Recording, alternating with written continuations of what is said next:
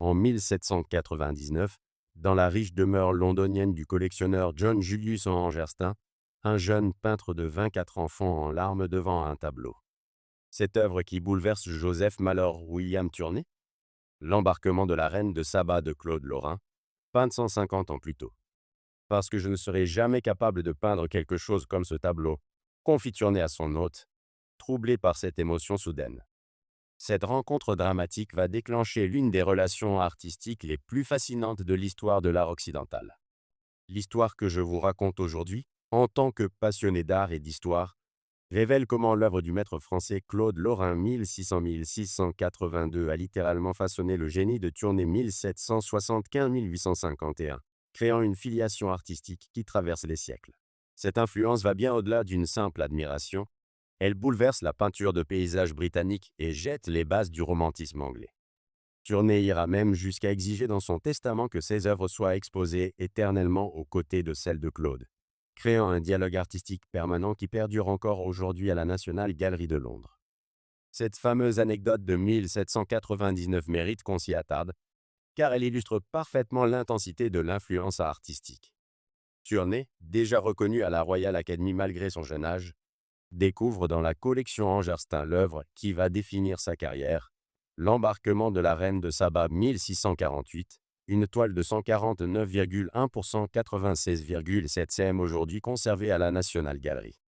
Claude Lorrain, né Claude Gellé dans les Vosges vers 1600, avait révolutionné la peinture de paysage en devenant le premier artiste à inclure le soleil visible comme élément compositionnel. Ses pores baignés de lumière dorée, ses contre-jours maîtrisés et ses compositions équilibrées entre architecture classique et nature idéalisée avaient conquis l'aristocratie européenne. Dès 1636, il obtenait des commandes prestigieuses du pape Urbain VI et de Philippe IV d'Espagne, établissant sa réputation de maître absolu du paysage idéal.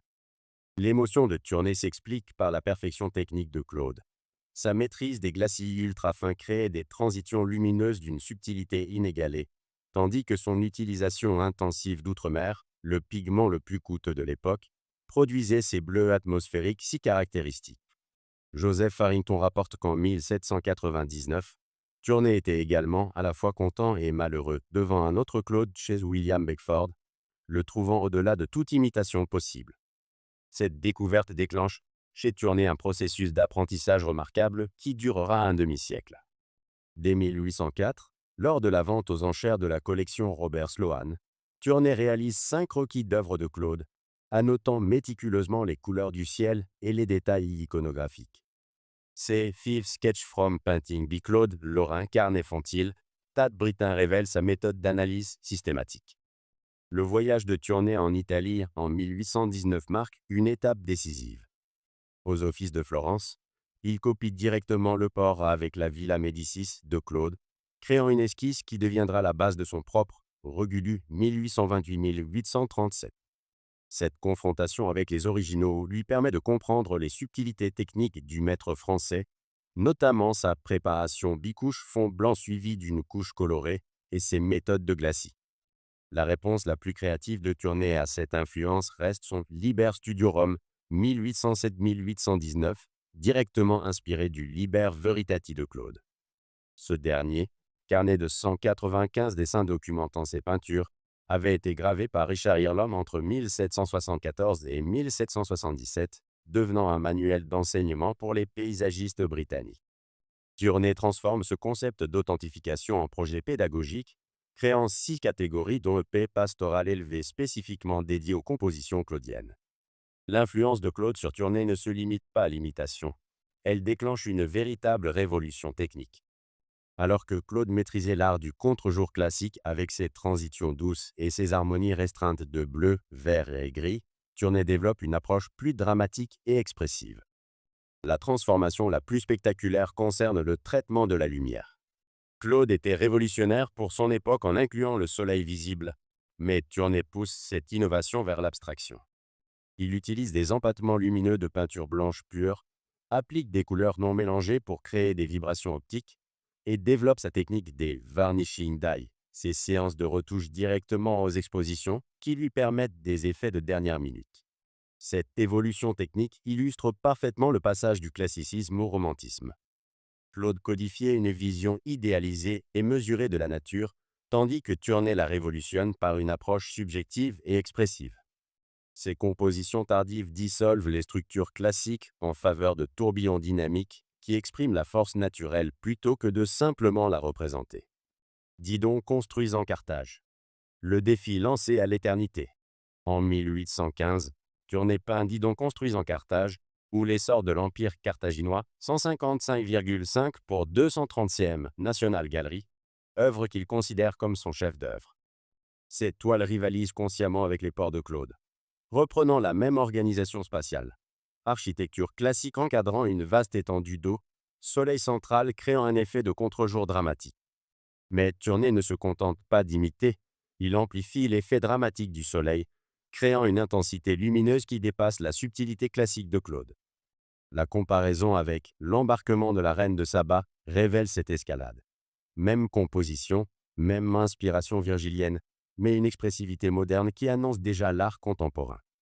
Turner crée ensuite le pendant Le déclin de l'Empire carthaginois, 1817, 170,2 pour 238,8 cm, Tat Britain, formant un diptyque sur la grandeur et la décadence qui dialogue avec les œuvres de Claude. Le soleil couchant symbolise la chute de l'Empire, transformant la leçon technique en méditation philosophique sur le temps et l'histoire. L'acte le plus extraordinaire de cette relation reste le testament de Turner. Dès 1829, il souhaite être enterré dans la toile de Didon construisant Carthage. Cette volonté évolue. En 1831, il lègue Didon construisant Carthage et Soleil se levant dans les vapeurs à la National Gallery avec une clause unique dans l'histoire de l'art. Ces œuvres devaient être exposées toujours entre les deux tableaux peints par Claude. Cette disposition testamentaire, respectée depuis 1856, crée la première installation permanente d'art occidental. En salle 36 de la National Gallery, les 4 œuvres dialoguent éternellement. Les deux Claude 1648 encadrent les deux Turner, créant une leçon permanente sur l'influence, l'émulation et l'innovation artistique. La précision de cette volonté révèle la conscience qu'avait Turner de sa place dans l'histoire de l'art. Il ne se contentait pas de rivaliser avec Claude. Il voulait lier son nom au sien pour l'éternité, créant une filiation artistique visible et palpable. Cette disposition a survécu au bombardement de la Seconde Guerre mondiale, aux réaménagements muséaux et aux évolutions du goût, témoignant de sa force symbolique. Un héritage qui traverse les siècles. L'influence de Claude Viat Turner dépasse largement ces deux figures pour façonner tout l'art britannique.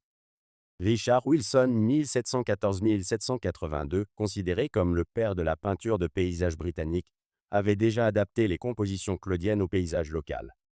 John Constable, 1776-1837, malgré son approche plus naturaliste, adopte l'architecture compositionnelle de Claude après avoir vu Agar et l'Ange chez Sir George Beaumont. Cette transmission s'accompagne d'innovations techniques durables. Les Claude Glass, ces miroirs teintés utilisés par les artistes pour claudifier les paysages naturels, illustrent la profondeur de cette influence. Le développement de l'aquarelle britannique trouve ses racines dans les lavis de Claude, tandis que les jardins paysagers anglais sont conçus pour ressembler aux compositions du maître français. L'influence étend même à l'architecture. Le néoclassicisme britannique adopte les cadrages et les perspectives claudiennes, créant une esthétique nationale qui perdure jusqu'à nos jours. Les gravures du Liber Veritati par Richard Earlom deviennent un manuel d'enseignement, transmettant les techniques claudiennes aux générations suivantes d'artistes. Cette relation entre Claude Lorrain et Turner illustre magnifiquement comment l'art transcende les siècles et les frontières. De ses larmes versées en 1799 naît une filiation artistique qui bouleverse la peinture britannique et influence encore notre regard contemporain. Turner n'a pas seulement imité Claude. Il l'a dépassé tout en lui rendant hommage, créant un dialogue artistique permanent entre classicisme et romantisme. Aujourd'hui, en visitant la salle 36 de la National Gallery, nous assistons à ce dialogue éternel voulu par Turner. Les 4 œuvres nous racontent l'histoire de l'art occidental, de l'idéal classique à l'expression moderne, de l'imitation à la création pure. Cette leçon d'art vivante, forgée par la volonté d'un artiste visionnaire, nous rappelle que l'influence artistique n'est pas une copie mais une transfiguration. En tant que passionné d'art, Je vous invite à découvrir cette relation exceptionnelle qui continue de nourrir notre compréhension de la création artistique. Car derrière chaque chef-d'œuvre se cache souvent une émotion première, parfois des larmes, qui forgent l'art pour l'éternité.